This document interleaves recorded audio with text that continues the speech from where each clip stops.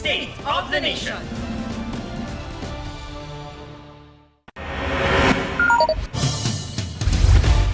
Tumatawid ang babaeng senior citizen na yan ng mabundol ng SUV sa Cebu City. Tumama pa sa sasakyan ng kanyang ulo bago siya natumba sa kalsada. Ang SUV hindi huminto. Natukoy naman ito ng mga pulis. Nakipag-ugnayan na rin daw ang driver sa pamilya ng biktima na maayos na ang lagay. Arestado ang isang guro na umano'y pinapupunta sa kanyang bahay ang kanyang mga estudyante para raw molestyahin. Ginagamit din umano ng guro ang kanyang mga biktima para sa online kalaswaan. May report si Cyril Chavez ng GMA Regional TV. Pinasok ng mga pulis ang bahay ng 43 anyos na lalaking guro sa Balingasag, Misamis Oriental. Ang teacher kasi, pinapupunta raw sa kanyang bahay ang mga minor de edad niyang estudyante, pati na dating estudyante. Pero hindi para mag-review para sa test, kundi para umano molestyahin. Nagkakaroon ng sexual activities with these minor victims. Inamin mismo itong suspect na bawat galaw niya sa mga bata ay binabayaran niya ng 300 up to 500. Yun yung ibinibigay niya. Ayon pa sa Women and Children's Protection Center ng PNP, kinukunan ng suspect ng mga litrato at video ang kanyang pang-aabuso at ikinakalat sa internet. Sa bisa ng search warrant, ginalugad ng pulisya ang bahay ng suspect at nakuha ang malalaswang litrato at video, pati na ang gadget ng suspect. Nasagip din doon ang 4 na lalaki at 2 babae na puro minor de edad. Itong suspect natin is very influential, so pwedeng makagawa ng rason na pag-reportin niya yung bata sa kanyang residente and ganito nga na inaabuso niya na pala. Nahaharap ang guro sa reklamong paglabag sa Anti-Online Sexual Abuse or Exploitation of Children and Anti-Child Sexual Abuse or Exploitation Materials Act. Hindi muna pinayagan ng pulisya na humarap sa interview ang guro habang gumugulong ang investigasyon. Cyril Chavez ng GMA Regional TV, nagbabalita para sa GMA Integrated News. Kapapasok lang na balita, patay ang Pangulo ng Association of Barangay Captains at board member ng Sangguniang Panlalawigan ng Bulacan, pati na ang kanyang driver, matapos tambangan sa Malolos. Sa inisyal na impormasyon, nakasakay sa SUV si Ramil Capistrano at kanyang driver ng pagbabarilin ng hindi patukoy ng mga salarin kaninang alas 5:30 ng hapon. Dead on the spot ang 2 biktima. Iniimbestigahan pa ang krimen. Kapapasok lang na balita, patay ang Pangulo ng Association of Barangay Captains at board member ng Sangguniang Panlalawigan ng Bulacan, pati na ang kanyang driver, matapos tambangan sa Malolos. Sa inisyal na impormasyon, nakasakay sa SUV si Ramil Capistrano at kanyang driver ng pagbabarilin ng hindi patukoy ng mga salarin kaninang alas 5:30 ng hapon. Dead on the spot ang 2 biktima. Iniimbestigahan pa ang krimen. Patay ang isang taxi driver sa Baguio City matapos umanong pagtulungang bugbugin at saksakin ng isang taxi driver at kanyang kapatid dahil sa gitgitan. Sa NLEX, isang pulis ang nanutok ng baril at pinusasan ang nakaalitan niyang truck driver. May report si June Veneracion. May hawak na baril ang lalaking ito habang pinaparang isang truck sa NLEX Mindanao Toll Plaza. Pagbaba ng truck driver, bigla siyang sinipa ng lalaki sa binti, saka pinapadapa. Pinusasan din siya ng armadong lalaki na isa palang pulis mula sa PNP Civil Security Group. Base sa police report, nasagi ng truck driver ang sasakyan ng pulis, pero tinakbuhan naman ito, kaya nagkahabulan sila sa NLEX. Nagkaaregluhan ng 2, pero mahaharap pa rin ang pulis sa administrative investigation.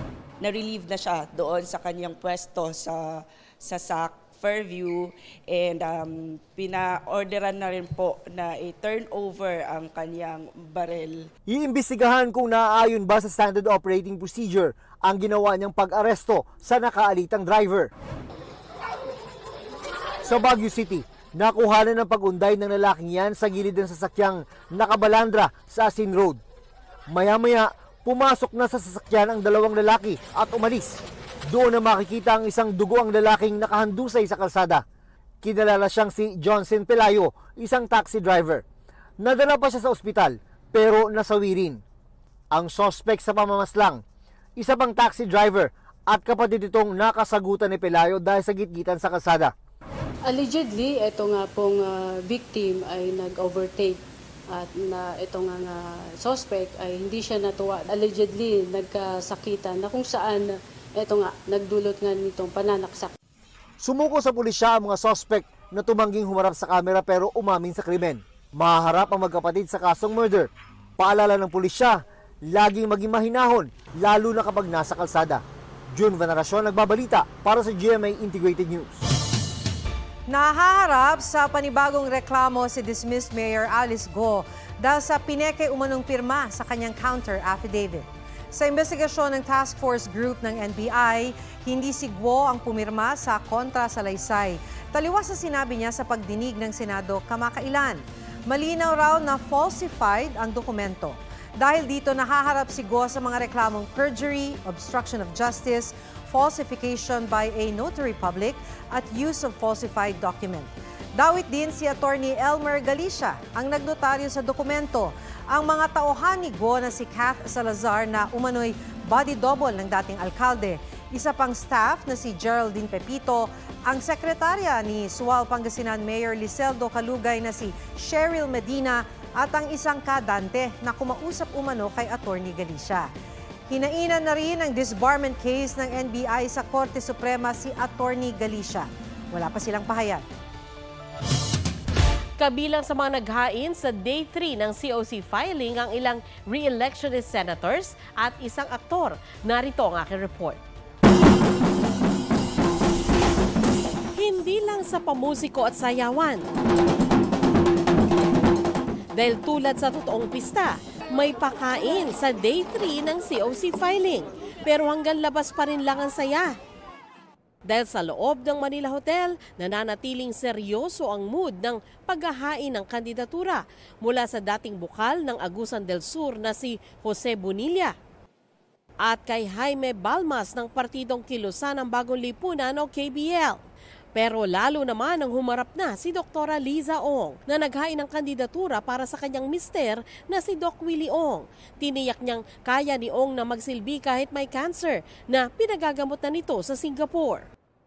Magkakasabay namang nag-file ng kanilang COC ang re-electionist senators na sina Senador Bongo at Senador Bato de la Rosa sa ilalim ng partidong PDP Laban. Naghain din ng COC ang kapartido nila, ang aktor na si Philip Salvador. Sumunod si Elpidio Rosales ng partidong KBL. Si Robert Agad, dating OFW at licensed therapist, nais tumakbong senador bilang independent. Si Khaled Kasimra, graduate daw ng Information Technology course na nais tumakbong independent. Si Jimmy Salapantan, nagpakilalang isang engineer at nagtrabaho sa shipping industry. Sinundan siya ni Rex Noel, isang independent na hindi nagpa-interview sa media. Naghain din ng COC si Roel Pacquiao na hindi raw sigurado kung kamag-anak si boxing champ Manny Pacquiao. Nadagdagan din ang mga naghain ng kandidatura bilang party list. 9 na party list groups ang nagsumite ng Certificate of Nomination at Certificate of Acceptance of Nomination. Sa kabuuan, 35 na ang mga party list na naghain ng COC.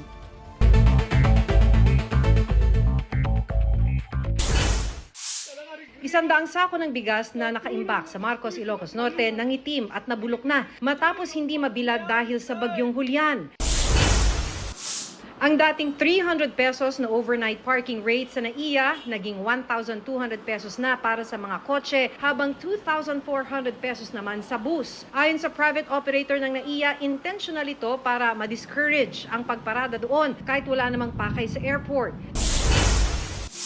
Isa sa local partners ng Miro System na supplier ng automated counting machine para sa eleksyon 2025, umurong. Ayon sa COMELEC, may ilang personalidad na konektado sa St. Timothy Construction Corporation na maaaring tumakbo sa eleksyon.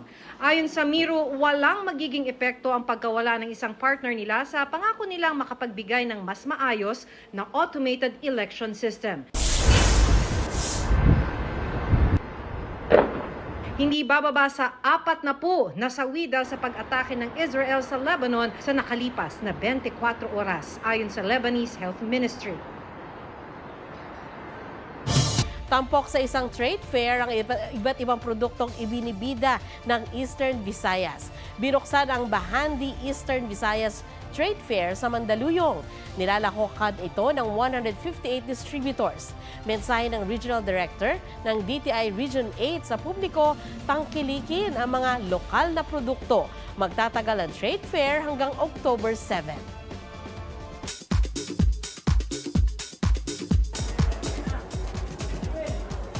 Film singer na si Olivia Rodrigo nasa bansa na para sa Guts World Tour this weekend.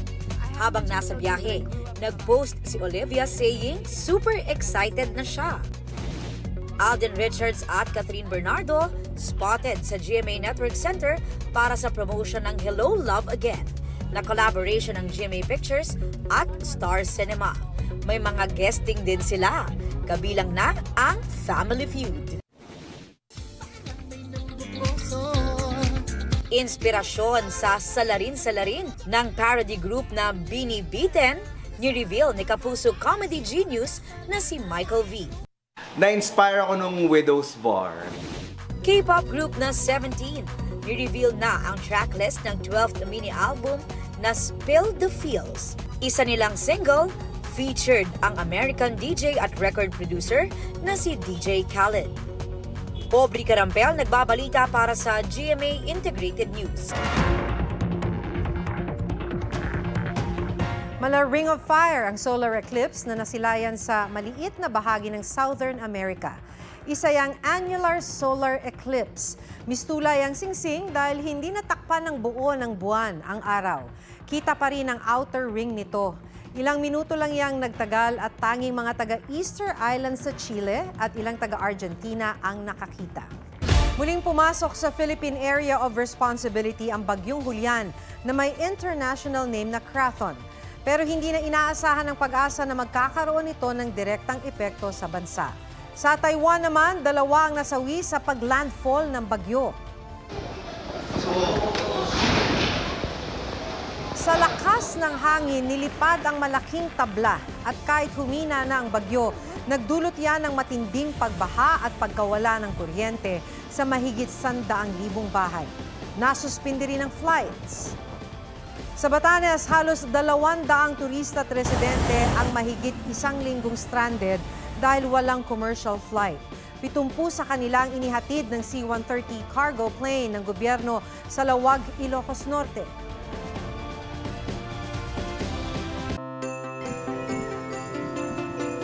Excited ka na ba sa Pasko? Wait no more dahil dito sa Casa Santa Museum, damang-dama na ang Christmas vibes. Oktubre pa lang pero animoy Disyembre na sa dami ng Christmas decor sa loob ng museum. May Santa miniature na mas maliit pa sa piso. May miniature Christmas room at toy store din.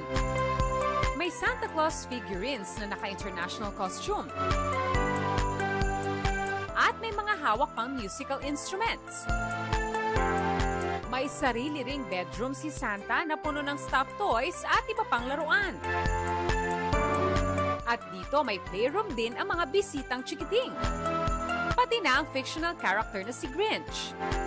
It is open naman po for everyone, lalo na po sa mga mahilig po sa Santa since we have over 4,000 plus and counting collections po ng Santa Claus po. Nagsimula raw ang pangongolekta ng owner nang regaluhan siya ng Christmas tree ng kaibigan. Originally po ay rest house po ng family ng owner. Then, dahil nga po dumami na po yung collection niya, dito na rin po nilagay po yung mga Santa Claus collection. Bukas ang Casa Santa Museum sa Antipolo mula 10 a.m. hanggang 4 p.m. Hindi kalayuan ang Rizal Provincial Capitol kung saan daman na rin ang Kapaskuhan. Nakatayo sa Capitol Grounds ang giant Christmas tree na gawa sa mga recycled materials. Von Aquino nagbabalita para sa GMA Integrated News. Yan po ang State of the Nation. Para sa mas malaking misyon, ako si Maki Pulido. Para sa mas malawak na paglilingkod sa bayan, sa ngalan ni Atong Maraulio, ako si Sandra Aguinaldo. Mula sa GMA Integrated News. Ang News Authority ng Pilipino. Huwag magpahuli sa mga balitang dapat ninyong malaman. Mag-subscribe sa GMA Integrated News sa YouTube. Sa mga kapuso abroad, subaybayan nyo kami sa GMA Pinoy TV at sa www.gmanews.tv.